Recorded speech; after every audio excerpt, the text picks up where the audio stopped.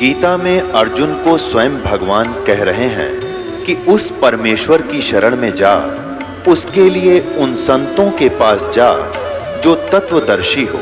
इसी प्रकार हजरत मोहम्मद को उनका अल्लाह कह रहा है कि कोई और पूर्ण परमात्मा है, उसको पाने के लिए उन तत्वदर्शी संत की तलाश कर। वो प्रभु कौन है, ये जानने के लिए कृपया अवश्य सुनिए जगत गुरु तत्वदर्शी संत रामपाल जी महाराज के अमृत वचन।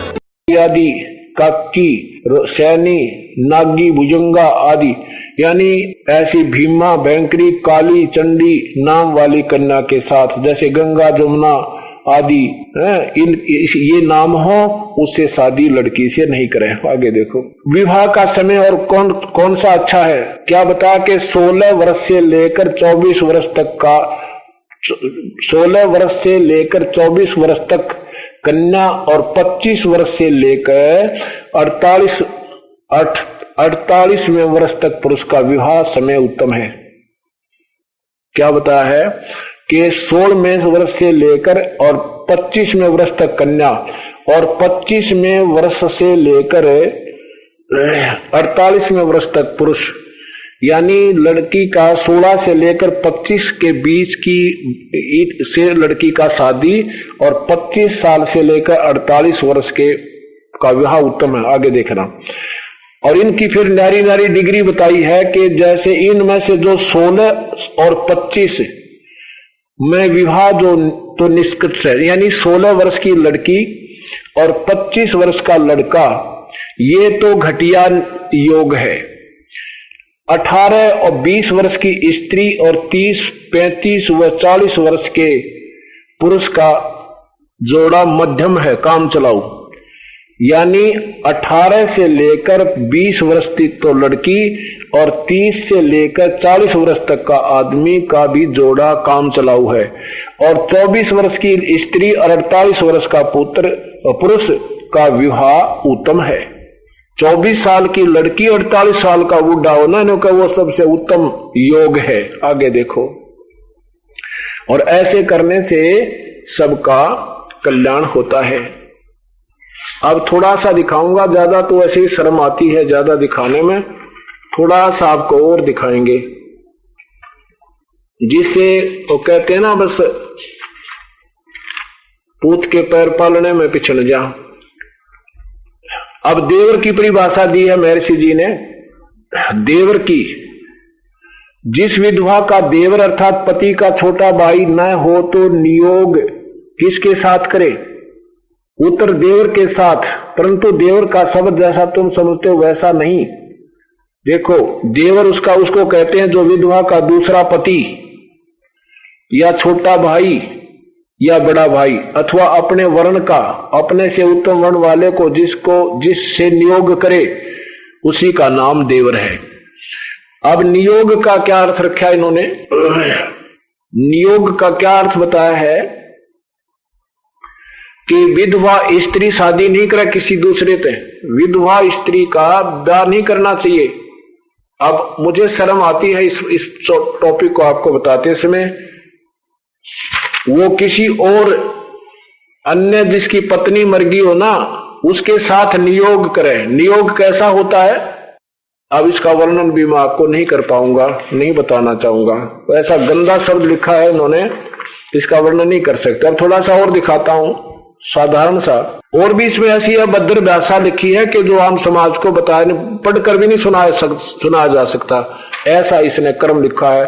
एक अन्य का ज्ञान नहीं था महापुरुष को। ये देखना, विवाहित स्त्री जो विवाहित पति धर्म के अर्थ प्रदेश गया हो तो 8 वर्ष, यहां लिखा है, और कीर्ति के लिए गया हो तो 6, धनादि कमाने के लिए बाहर गया है, दूर देश में प्रदेश गया है, धन कमाने के लिए रोजगार वश यदि बाहर गया है तो 3 वर्ष बाट देख कर नियोग कर ले, नियोग करके संतान उत्पत्ति कर ले। और जब विवाहित पति आवे तो उस नियुक्त पति ने छोड़ दे। अरे तेरा गजब भैया, हे भगवान, क्योंकि बाहर देश में अगर किसी विदेश में पति चला गया तो और किसी पति के साथ बच्चे पैदा कर ले और उस नाय पाछा उसने छोड़ दे और वो बच्चे फिर उस पति के होंगे, वो गोत्र होगा। अरे तेरा गजब हो, ये काम बिगाड़ रखा 3 साल। और फिर कहा कि किसी का लड़की होती हो, ये देखना,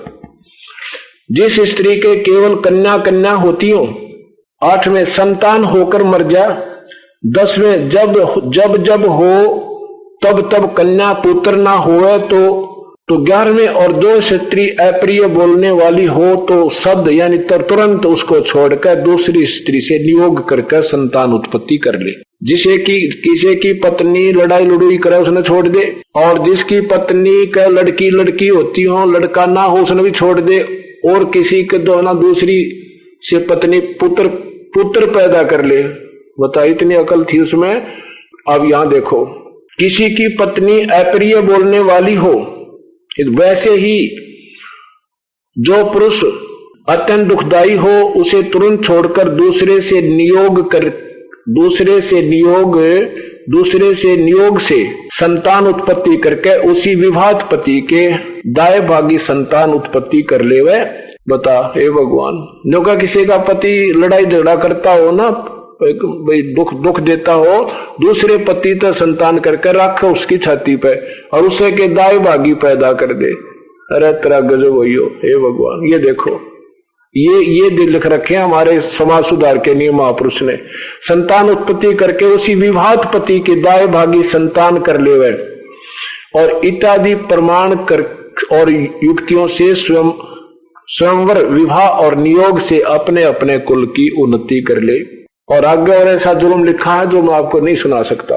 अब कहने का भाव ये है दास का कि जब तक हमें ये पता नहीं लगेगा, या ऊपर तो मोर में ऋषि की है, अंदर ऊपर तो मोर अमेरिका की और माल अफ्रीका का, तो यही दिखाना चाहूं था कि इसने खोल कर देखेंगे तभी इससे मन हटेगा, फिर यू आपको ऐसा गंदा शास्त्र लगेगा। ये भगवान, ये तो किसी और का भी दृष्टि ना पड़ जाना चाहिए तो काम कति बिगाड़ देगा। जिस घर में लड़ाई ना होगी उसमें शुरू हो जाए इसके ऊपर जरा सा भी आचरण। शुक्राचार्य तो किसी समझ को नहीं आया, मैं ऋषि का लिखा हुआ था, जो रखते थे ना बेचनिया ने भी ना बेरा था, इसमें लिख के रखा है। ये तो ई पोल पार्टीज की।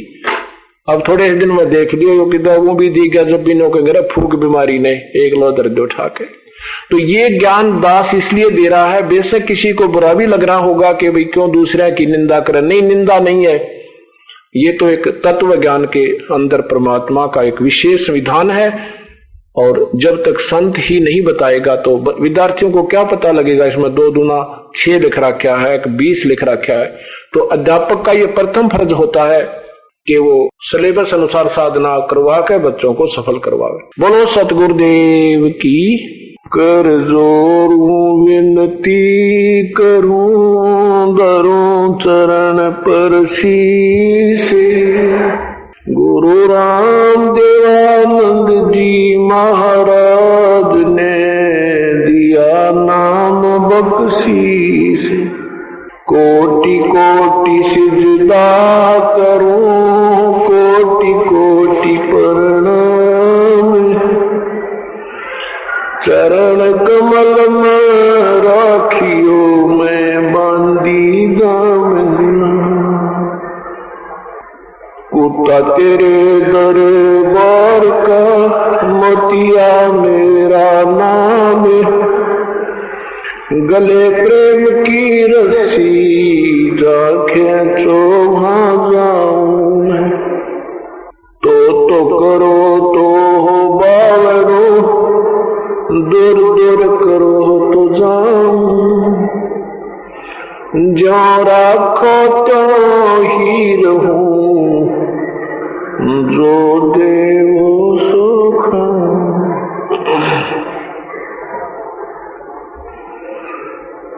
अवगुण किए तो बहुत किए, करत न मानी हारे, भावे बंदा बख्श दियो, भावे गर्दन उतार, अवगुण मेरे बाप जी बख्शोगी बिनवाद, जो मैं पूत कपूत हूँ और पिता हूँ। जय इब के सतगुरु मिले सब दुख आँखों रो। चरणों ऊपर शीस धरूं कहूँ जो कहनी हो। सतगुरु आप न भूलियो चाहे लाख लोग मिल जाएं। हमसे तुमको बहुत है तुमसे हमको नहीं। फिर तुम्हारे विसारी क्या बने किसकी शरण में जाऊं। शिव विरच मुनि नारदा इनके हृदय न समाऊं। बंदी छोड़ दयाल जी तुम लग हमारी दौड़े। जैसे कागज जहाज का तक न दूजी ठोरे। राम नाम रटते रहो जब तक घट में प्राण। कबहू तो दीन दयाल के बनक पड़ेगी कहाँ। बंदे तू कर बंदगी जय चावे दीदारे। अवसर मानुष जन्म का ये मिलन बारंबारे। वो पृथ्वीपति चकवे गए जिनके चक्र चलंती। रावण सरीखे कौन गिने ऐसे गए अनंती। राम रटत कोड़ी भला चू चू पड़े जो चाम। ये सुंदर शरीर किस काम का जिस मुख नाही नाम। राम रटत कन्यावली साकट गलों ने पूती। जैसे बकरी के गल में गल थना जिसमें दूध नामूते। राम रटत दारी दरबलो बावे टूटी घर की छानी। वो सुंदर महल किस काम के जहाँ भक्ति नहीं भगवान। आजा बंदे शरण राम की फिर पीछे पछतावेगा भाई। आजा बंदे शरण राम फिर पाछे पछता। बालू की बीत पवन का खंबा कब लग खैर मनावे। बालू की बीत पवन का खंबा कब। आज मैं तेरे गट लेंगे रतो राम कहने ना पावे। आज मैं तेरे तू राम कहने ना पावेगा भाई। आजा बंदे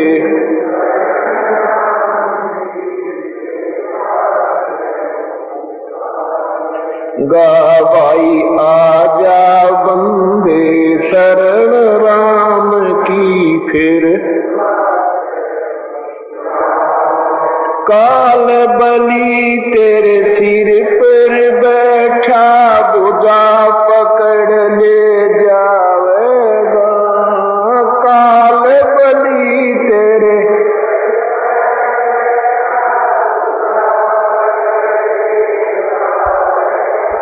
मात पिता तेरा कुटुंब कबीला सारा खड़ा लखा तेरा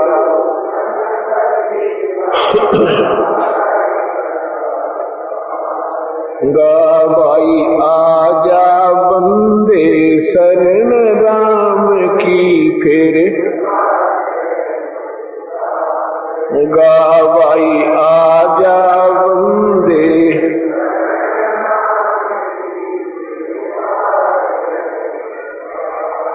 धर्म राय तेरा लेखा लेगा वहाँ क्या बात बनावेगा धर्म राय तेरा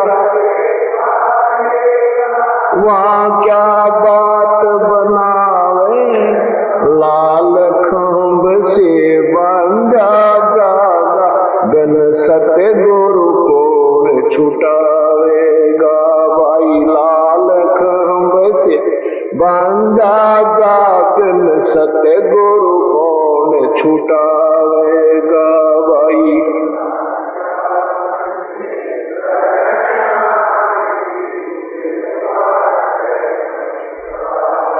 गावाई आजा बंदे शरण राम की दिया लिया तेरे संग चलेगा ये दराज क्या रह जावेगा दिया लिया तेरे संग चलेगा दराज क्या रह जा कहे कबीर सुनो भाई साधु करनी के पल पावेगा कहे कबीर सुनो भाई साधु करनी के पल पावेगा भाई आजा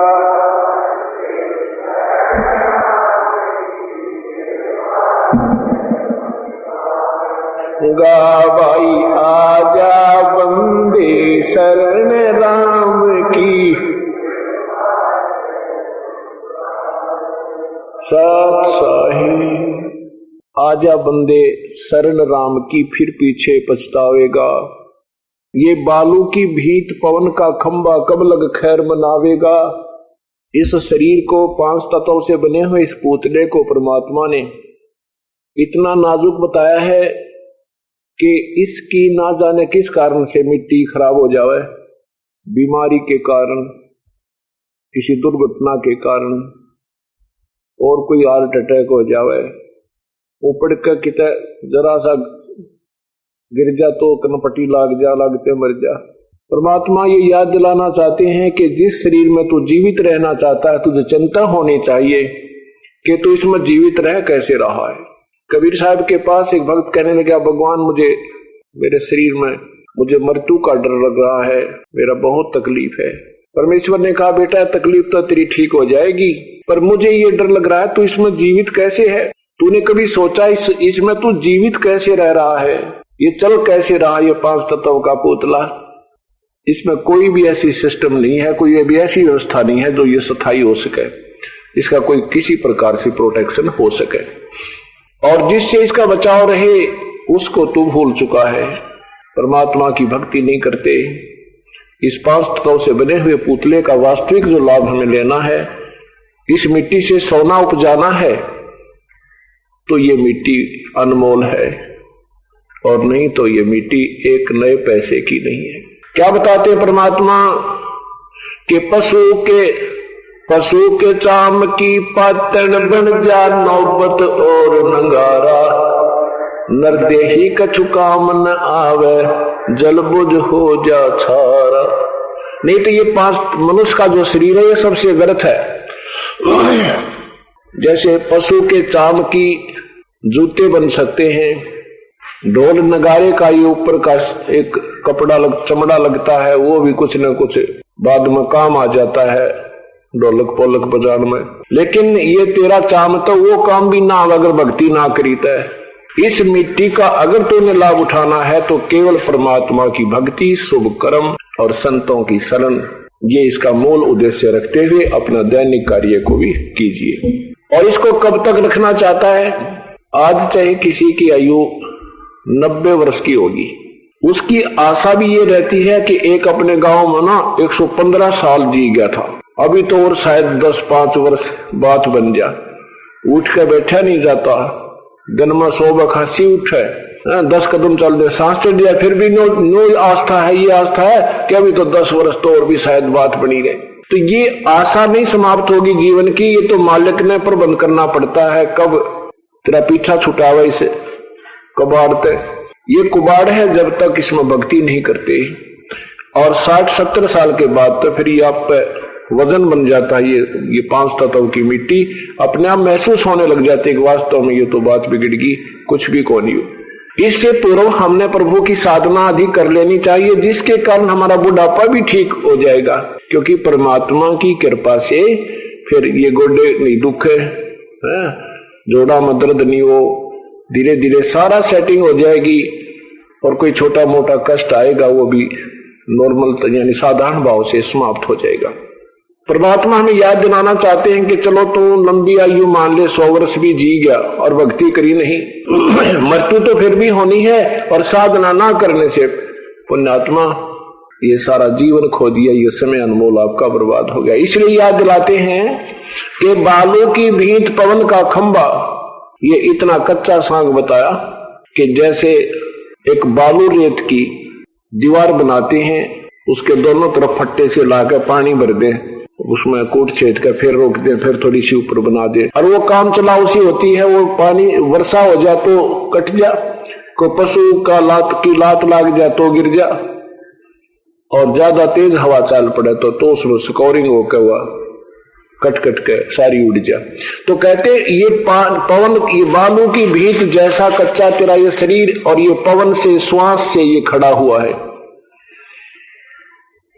बालू की भीत पवन का खंबा, कब लग खैर मनावेगा। फिर क्या बताते हैं, आजम तेरे घटने घेरे, यम के दूत आएंगे जब तेरा अंत समय होगा। आते ही भक्तिहीन प्राणी के अंदर से जुबान बंद कर देते हैं, वो बोल नहीं सकता, इस संकेत से संकेत करता रहता है, और संकेत करते करते घरवाले तो यूं सोचे कि पिताजी ने कोई धन किसी को देना लेना होगा, वो बताना चाहता है, और उसकी समस्या बनी हुई होती है, बहुत पीड़ा होती है। अंत समय में भक्तिहीन प्राणी का जब ये शरीर छूटता है, इतना दर्द होता है जैसे लाख बिच्छुओं ने एकदम डंक मार दिया हो। ये सत्कर मानना, संतों ने जो विचार दिए हैं, यों का यूं बनता है। आंखों से पानी, टट्टी और पेशाब ही सपला तो उनका निकल जाता है। और जिन्होंने परमात्मा की भक्ति कर रखी होती है, विधिवत साधना कर रखी है, दान पुण्य आदि किए हुए हैं, उनका ये शरीर सेकंडों में निकल जाता है, उसको ये पीड़ा नहीं होती। और परमेश्वर अपनी प्यारी आत्मा को सीने से लगाकर ले जाते हैं, जैसे बंदरिया ले जाती है अपने छोटे से बच्चे को, सीने से लगाए फिरती है। उसके लिए परमात्मा कहते हैं, आए हैं सो जाएंगे, राजा रंग फकीर, एक सिंहासन चढ़ चले, एक बंदे जाए जंजीर। जाना तो सभी ने है, मृत्यु तो हम सबकी होगी, लेकिन हमारी जो मृत्यु होगी वो ऐसी मृत्यु होगी फिर कभी नहीं होगी। और जो भक्तिहीन प्राणी है उनकी मृत्यु ही मृत्यु होगी, उनका जीवन नहीं होगा। कैसे? जैसे कुत्ता बन गया, वो के जीवन है, कोई जीवन नहीं। मृत्यु की ही फिर मृत्यु होगी, मृत्यु होते फिर नया जीवन जो शुरू होगा वो भी मृत्यु से बदतर ही होगा, गधा बन जाएगा, सुअर बन जाएगा। हम इस परमात्मा की सतभक्ति से, इस क्रिया से, इस करनी से हमारा या तो मानव शरीर ही होगा, और नहीं तो हम सतलोक चले जाएंगे। ये नहीं कि सदा ऐसा ही होता रहेगा, क्योंकि शाम जो ये लगातार सत्संग सुनना पड़ता है आपको, क्योंकि ये महीने में आपने 2, 3, 4 ये लेक्चर, ये परमात्मा के प्रवचन सुनने को मिलते रहे, लगातार 1-2 वर्ष आप सुनते रहोगे, साथ में ये 7 धार्मिक पुस्तकें जो लिखी हुई इनको पढ़ते रहोगे, फिर आपका कोर्स पूरा हो जाएगा। और ये जो सत्संग अब चल रहा है ये फिर आपके बहुत ही आसानी से समझ में आने लग जाएगा, क्योंकि एक समय 2 घंटे होते हैं, उसमें ज्यादा से ज्यादा ये अपना जो सिलेबस होता है ये कवर करने की चेष्टा ये दास करता है। उसमें दोनों तरह के सत्संग किए जाते हैं। एक तो प्राथमिक जो पहली बार सत्संग में आती है पुण्यात्मा, उनके लिए ये ए फॉर एप्पल ये पढ़ाई जाती है। और फिर उनके लिए जो पुराने भक्त हो गए हैं जिनको ये भी उनके लिए ये भी साथ काम करते हैं और साथ में उनको वो कोड वर्डों के माध्यम से भी सत्संग सुनाया जाता है। वो फिर सिगर पकड़ जाते हैं कि अब सतगुरु जी क्या कहना चाह रहे हैं, कहां बोल रहे हैं। और प्रथम दूसरी तीसरी बार कोई सुनता है तो उसके मन में ये प्रवचन जो किए जा रहे हैं उनको शंकाएं उत्पन्न होने लग जाती हैं। अब जैसे चल रहा है कि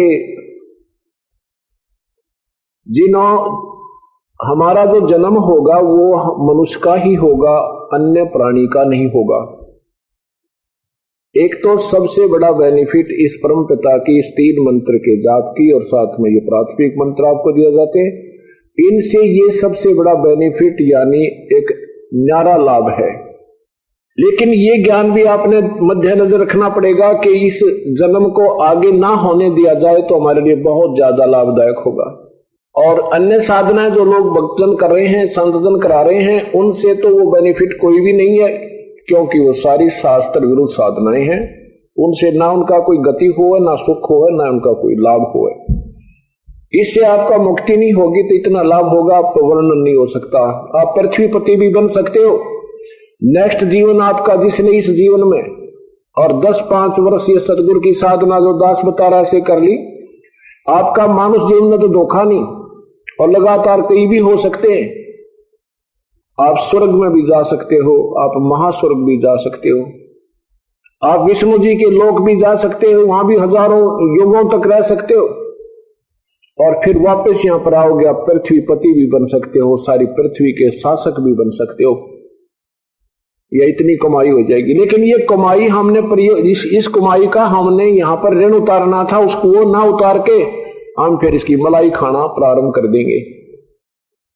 और जिस भी पवित्र धर्म में हमारा पुनर्जन्म होगा, वो जो साधना हम कर रहे होंगे परंपरागत, वो सोच रहे होंगे कि साधना जो हम करें शायद इससे आज मैं चीफ मिनिस्टर बन गया हूं, इससे शायद मैं मंत्री बन गया हूं, इससे शायद मैं प्रधानमंत्री बन गया हूं। नहीं, उस समय हमारा आध्यात्मिक ज्ञान 0 होता है, मान शून्य होता है, क्योंकि वो तो पिछली मलाई हम खा रहे होते हैं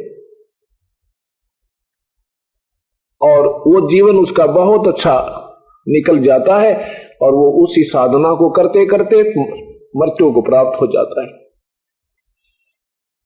और फिर नेक्स्ट जीवन उसका 84 लाख योनियों में चला जाता है, क्योंकि ये पुण्य कमाई जो हमारी है 1, 2, 4, 10, 5 वर्ष में जन्म में समाप्त हो जाएगी। और उस दौरान फिर परमात्मा ने मेहर नहीं बख्शी, कोई संत नहीं भेजा, तो फिर 84 लाख योनियों में ये प्राणी चले जाएंगे। इसलिए हमने अब ये ज्ञान हो गया, अब इस समय को, इस जीवन को आगे नहीं बढ़ाने देना। मान लीजिए आप नेक्स्ट जीवन में और प्रधानमंत्री भी बन गए, ठीक है। प्रधानमंत्री जो बन जाता है वही जानता है उसके सिर में कितना दर्द होता है, कितना आनंद मना रहा होगा। और इसने जिम्मेवारी की जो पोस्ट पद पर जब विराजमान होने के बाद एक पल की चैन नहीं, प्राणी को एक पल की भी चैन नहीं है। ठीक है, नाम प्रधानमंत्री बहुत ऊंचा और बहुत ही योग्य पद होता है, लेकिन उस जीव को सुख कती नहीं। उसकी नियत होती है कि मैं शुभ कर्म करूं, उसकी नियत होती है कि प्रजा का अच्छी तरह पालन करूं, लेकिन काल बीच में और खुट्टे साथ गाड़ कर रखे। वो चाहता हुआ भी नहीं कर सकता उस कर्म को, शुभ कर्म को, क्योंकि ऐसी समस्याएं बीच में किसी दूसरे के माध्यम से पैदा करवा देता है। तो कहीं और मान लीजिए प्रधानमंत्री अच्छी आत्मा के हैं और बढ़िया शुभ कर्म भी कर रहे हैं, लेकिन भक्ति नहीं ठीक कर रहे, तो वो क्या लेकर जाएंगे? मान लीजिए एक फैक्ट्री लगा लेंगे, 20-30 करोड़ रुपया जमा करा देंगे बैंक में, आप मृत्यु को प्राप्त हो जाएंगे, पशु बन जाएंगे। यहां परमात्मा हमें याद दिलाना चाहते हैं कि पुनर्जन्म की आस मत करना। हे भगवान, फिर जन्म मत देना मेरे प्रभु। इसी जन्म में अपने इस मिट्टी के हाथ भी रगड़ दो उस परम पिता के चरणों में, इसकी भक्ति और सेवा के अंदर। यहां से पीछा छुटवाओ, जब बात बनेगी। यहां पर कोई प्राणी सुखी नहीं है।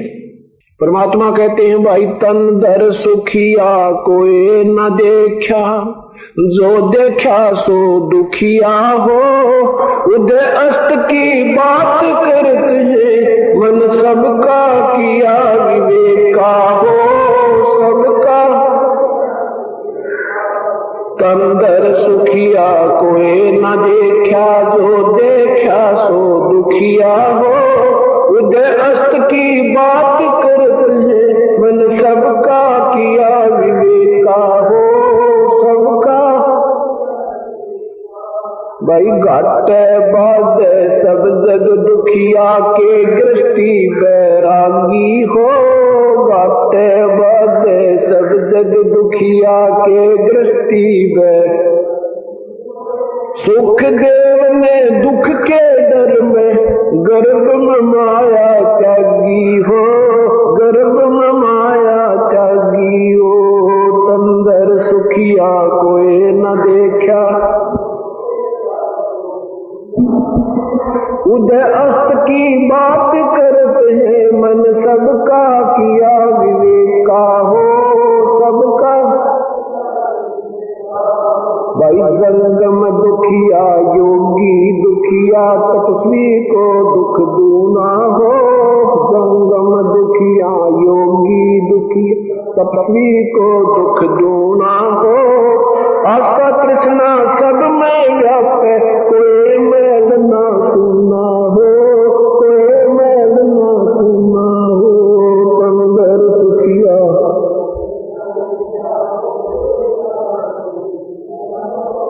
उदय अस्त की बात करते हैं, मन सबका किया विवेका हो। भाई साच कहूं तो जग ना मान, या झूठ कही ना जाई हो।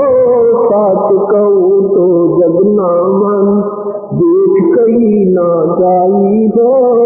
ब्रह्मा विष्णु शिव जी दुखिया, जिन ये रहा चलाई हो।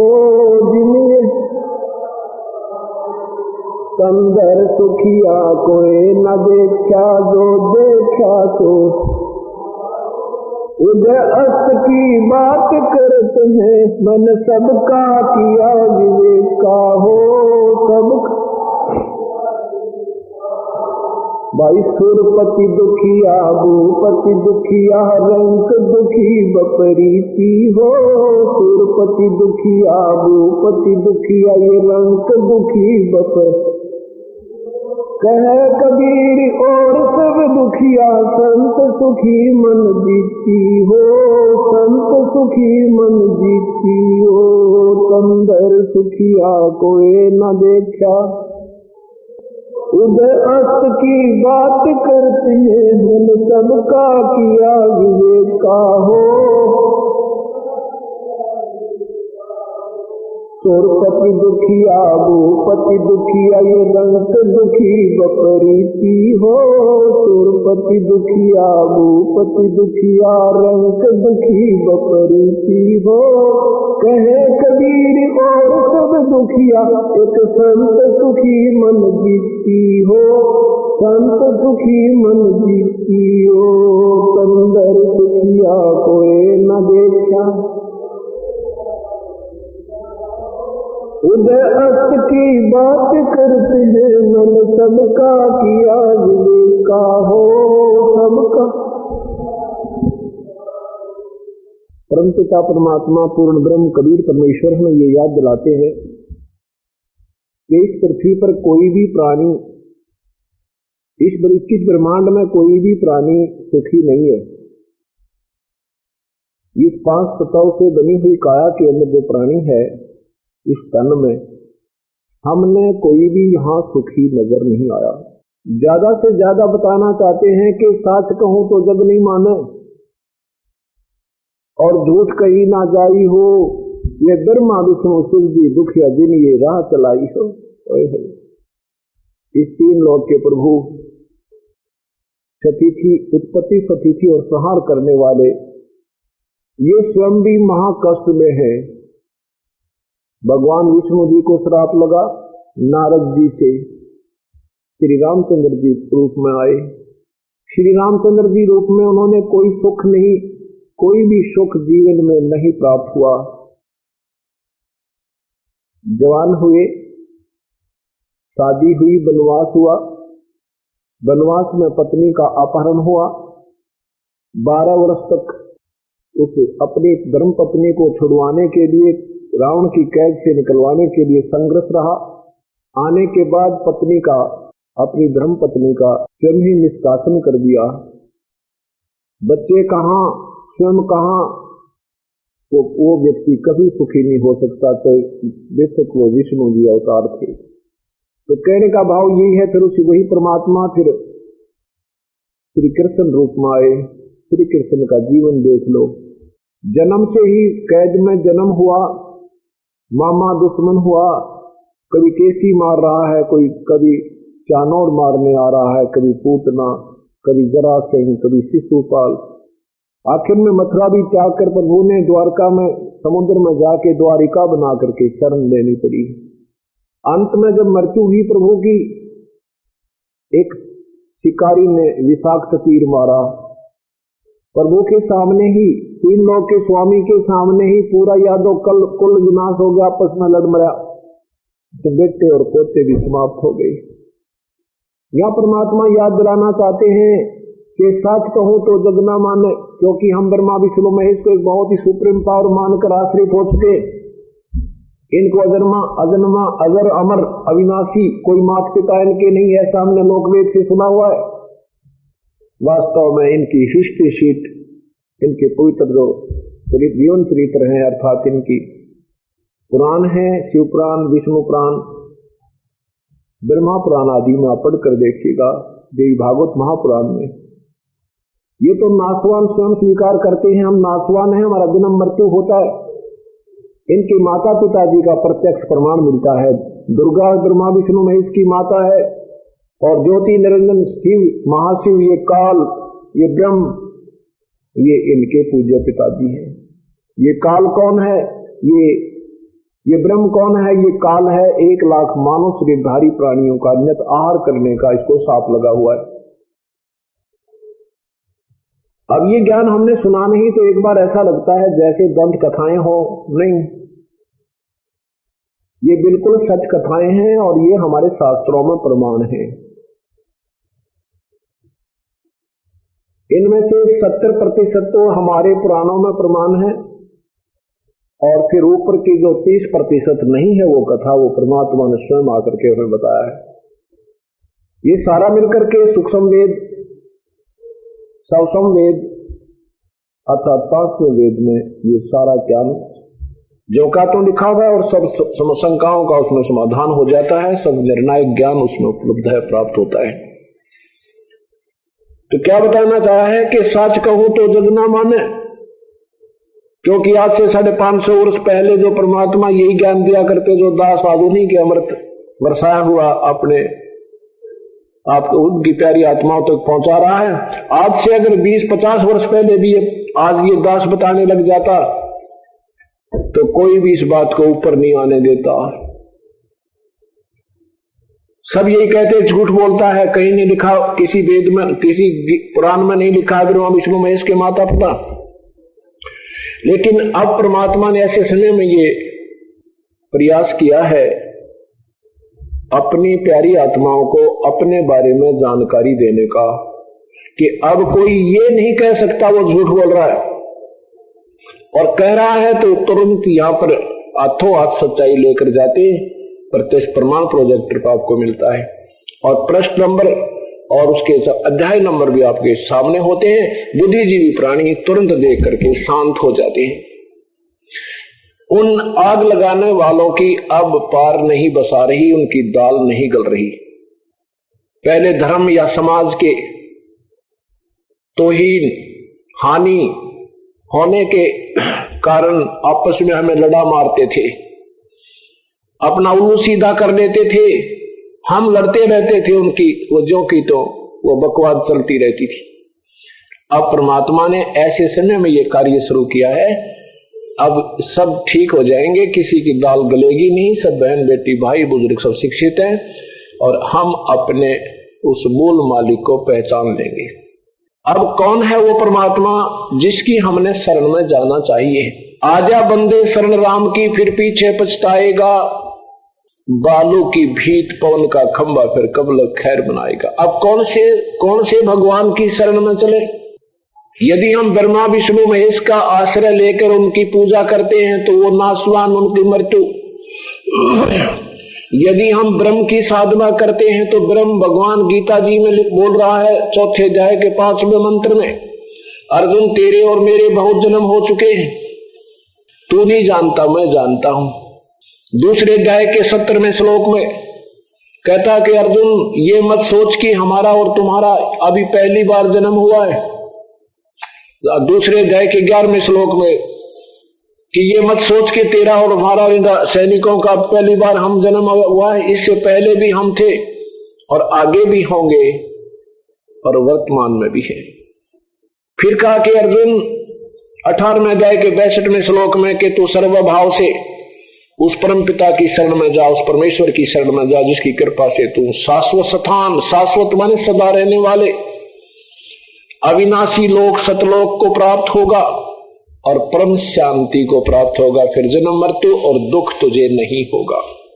वो परमात्मा कौन है, कैसा है, उसको कैसे पाया जा सकता है, वही भेद बताने के लिए स्वयं परमेश्वर आए थे और फिर इस दास के ऊपर मेहर की ड्यूटी ला दी, या एक चौकीदारा दे दिया आपको जगाने का। ये अमृत पहले ही हमारे सदग्रंथों में विद्यमान है, लेकिन ये दास को खजाने की चाबी देकर एक सुखी शाबाशी दे दी प्रभु ने, और जो आप तक ये पहुंचाई जा रही है, जो इस खजाने का हिस्सेदार बन जाएगा वो मालो माल हो जाएगा और जो वंचित रह जाएगा वो कंगाल हो जाएगा। क्योंकि अब कलयुग में तो भक्ति 1% भी नहीं शास्त्रानुकूल रही। सब संतों ने अपनी अपनी दंत कथा बनाकर अपना अपना मार्ग प्रशस्त कर दिया, और यही काल चाहता था, यही काल ने करवाना था कि कलयुग में परमेश्वर कबीर आएगा और फिर अपना कोई दास भेजेगा।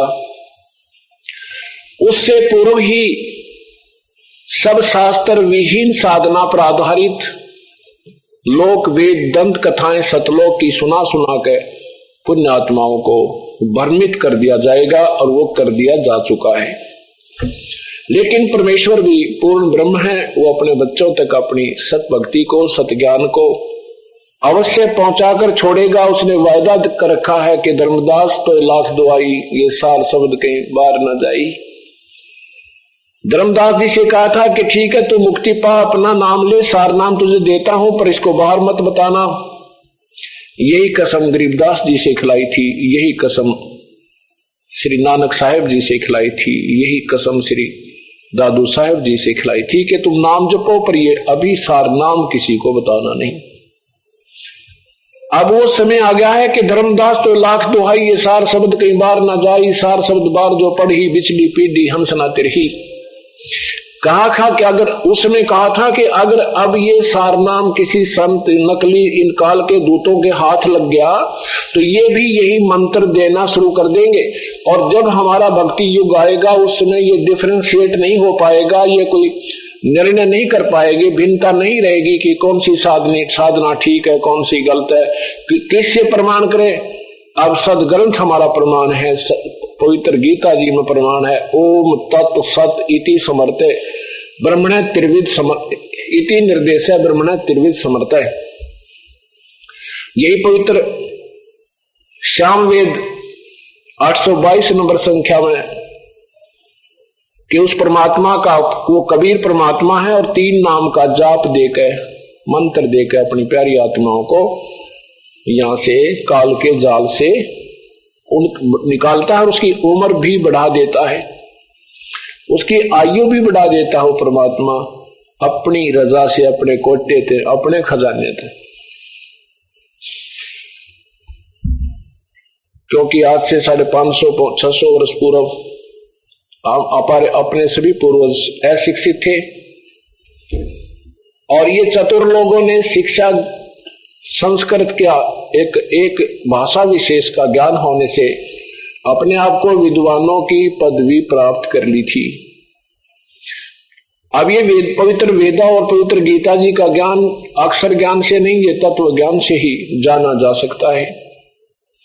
इसमें कोई भी अक्षर ज्ञान विशेष नहीं है। जैसे आपको दोहों के माध्यम से कबीर परमात्मा या आदरणीय गरीबदास साहिब जी की वाणी, आदरणीय गुरु नानक देव जी की वाणी, आदरणीय दादू साहिब जी की वाणी, इसमें बहुत ज्यादा सांकेतिक शब्द होते हैं और उन दोहों को ऐसे ही ये वेद हैं। वेदों में जो वाक्य हैं ये पूर्ण नहीं है, इनमें काफी 90% कोड वर्ड हैं और ये भी पद्य भाग के अंदर हैं और इनको खोलना केवल गद्य भाग का ज्ञान प्रथम होना चाहिए, तब ये पद्य भाग खोला जा सकता है, जाना जा सकता है, नहीं तो इसकी कोई चाबी नहीं है।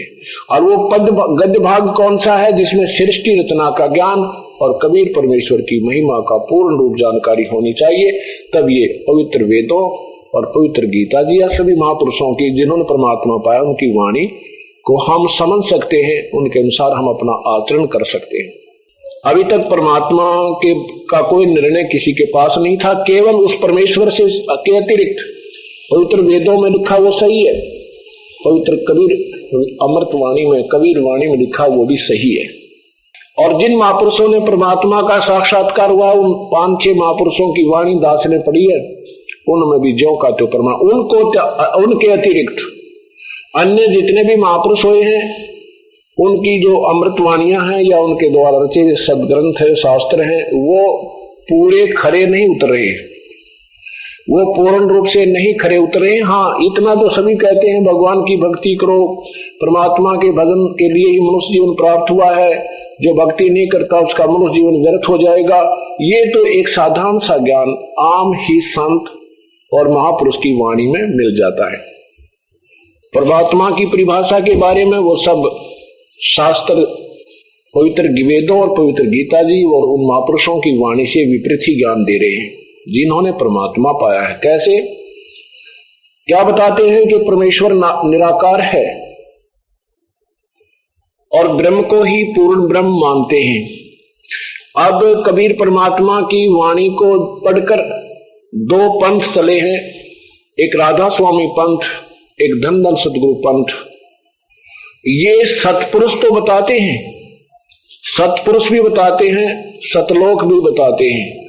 कबीर साहब की एक शब्द है, करने नो दीदार महल में प्यारा है, उसके अंदर ये 32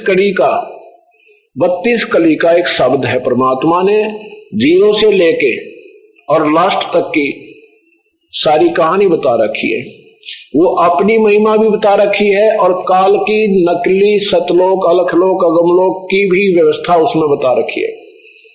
लेकिन इन महापुरुषों ने उस शब्द को पढ़ा, सुना और उसके आधार पर अपनी सोच के आधार से दंत कथाओं की कथाएं अलग से पुस्तकें बना डाली और अंत में परमात्मा सतपुरुष को निराकार बता दिया। कबीर साहब की वाणी को पढ़कर यह तो बता दिया कि करोड़ सूर्य करोड़ चंद्रमा मिला दे, इतना तेज है एक रोमकूप का सतपुरुष का सतलोक में, और अलखलोक में है कि अरब सूर्य मिला दे, अरब चंद्रमा। अलख पुरुष रूप में परमात्मा है, उसकी एक रोमकूप की शोभा है, और अगम लोक में खरब सूर्य खरब चंद्रमा मिला दे, इतनी रोमकूप की, इतना तेज है। और अनामी लोक में अनामी पुरुष रूप में परमात्मा है और उसकी एक रोमकूप की जो है शंख सूर्य मिला दे, शंख इतनी तेज है, इससे भी ज्यादा तेज है, और फिर भी निराकार बता रहे हैं वो, फिर भी परमात्मा को निराकार बता रहे हैं। ये कबीर साहब की वाणी का तो जो का तो विवरण दे दिया, और लेकिन अपनी सोच से फिर भी वहां परमात्मा को निराकार और आत्मा को परमात्मा में समावेश बताया है। ये लोकवेद है, ये बिना अनुभव की कथाएं हैं, उनका कोई उपलब्धि नहीं महापुरुषों को। और कबीर परमेश्वर को एक संत बताया है, इन महापुरुषों ने एक संत बताया है, एक भक्त बताया है। और जिन्होंने परमात्मा को पाया है उन्होंने क्या बताया है?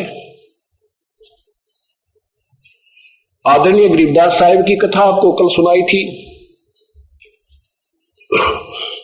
उन्होंने क्या बताया है? आंखों देखा हाल बताया है।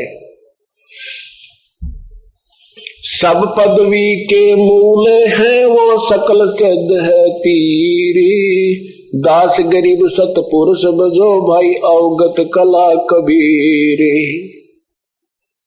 सब पदवी के मूल है, ओए होए, सब पदवी के मूल है और सकल सिद्ध है तीर, सिद्धि सभी सिद्धियां उसके उन्हीं के आश्रित है। तीर माने किनारे पे, उन्हीं के आश्रय हैं, उन्हीं के पास है। सब सिद्धि भी उन्हीं के पास है और सब पदवी के मूल है वो सकल सिद्ध है तीरे, दास गरीब सतपुरुष बजो भाई अवगत कला कबीरे। सब पदवी के मूल हैं। आदरणीय श्री राम स्वामी रामानंद जी महाराज ने क्या कहा है? तुम साहेब तुम संत हो, तुम सतगुर तुम हमसे, गरीबदास तेरे रूप बिना और न दूजा अंसे। दो ठोड़ है एक तू भया एक से दो, गरीबदास हम कारणे आए हो मग जो। बोलत रामानंद जी सुनो कबीर करतारे, गरीबदास सब रूप में तू ही बोलन हारे। अलल पंख अनुरागे है सुन मंडल रे थीरे, दास गरीब उधारिया सतगुरु मिले कबीर। हम सुल्तानी नानक तारे दादू को उपदेश दिया, जात जुलाहा भेद न पाया वो काशी माए कबीर हुआ। 100 प्रमाण ले सकते हो। परम पिता कबीर साहब है, शरीर है उसका नाम कबीर है और अपने सदग्रंथ बता रहे हैं। सैकड़ों प्रमाण तो वेद बता रहे हैं, पवित्र वेद बता रहे हैं। क्या बताया? सब पदवी के मूल है, आदरणीय गरीबदास जी बता रहे हैं। और सकल सिद्धि है तीर, दास गरीब सतपुरुष बजो वो अवगत कला कबीर। दादू साहब ने क्या बताया है? आदरणीय दादू साहब ने बताया है, जो जो शरण कबीर के वो तिरगे अंत अपारे। दादू गुण क्या कहूं मुझे कहते न आवे पारे, जिन मोको निज नाम दिया सोए सतगुरु हमारे। दादू दूसरा कोई नहीं वो कबीर सिरजनहारे। आदरणीय मुल्कदास साहिब ने क्या कहा? जपोरे मन परमेश्वर नाम कबीर, जपोरे मन परमेश्वर नाम कबीर। काशी तज गुरु मगहर पहुंचे वो दोनों दीन के पीर। काशी तज गुरु मगहर पहुंचे वो दोनों दीन के पीर। कोई गाड़े कोई अग्न जरावे, ढूंढा ना पाया शरीर। जपोरे मन परमेश्वर नाम कबीर, जपोरे मन साहेब नाम कबीर। दास मलोक सलोक कहते हैं, खोजो हो खसम कबीर। जपोरे मन साहेब नाम कबीर। चार दाग से सतगुरु न्यारे वो अजरो अमर शरीर। चार दाग से सतगुरु न्यारे वो अजरो अमर शरीर। दास मलूक सलूक कहते हैं खोजो खसम कबीर। जपोरे बोले साहेब नाम कबीर। जपोरे बोले परमेश्वर नाम कबीर। आदरणीय धर्मदास साहब जी कहते हैं आज मोहे दर्शन दियो जी कबीर। आज मोहे दर्शन दियो जी कबीर। सतलोक से चलकर आए, सतलोक से चलकर आए काटन यम की जंजीर।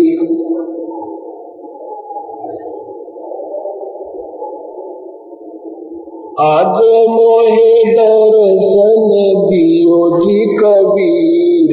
आज मोहे दियो जी कबीर। आज मोहे सतलोक से चल कर आए। सतलोक से चल काटन यम की जंजीर। आज मुझे दर्शन दियो जी कबीर। आज मुझे अमृत भोजन मारे सतगुरु जी में। अमृत भोजन मारे सतगुरु शब्द दूध की खीर। आज मोहे दर्शन दियो जी कबीर। आज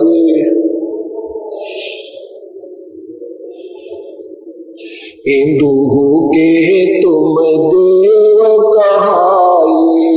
हिंदू के तुम देव मुसलमान के पीर। दियो जी कबीर। आज मोहे आज मोहे दर्शन दियो जी कबीर। आज मोहे धर्मदास की अर्ज गोसाई। धर्मदास की केवल लंगाइयों पर में तीर। आज मोहे दर्शन आज मोहे दर्शन दियो जी कबीर। आदरणीय गुरु नानक साहब जी क्या कहते हैं? एक अर्ज गुफ्तम पेश तोतर तो दर कून करतार। ओए होए हक्का कबीर करीम तू बे ऐब परवरदिगार।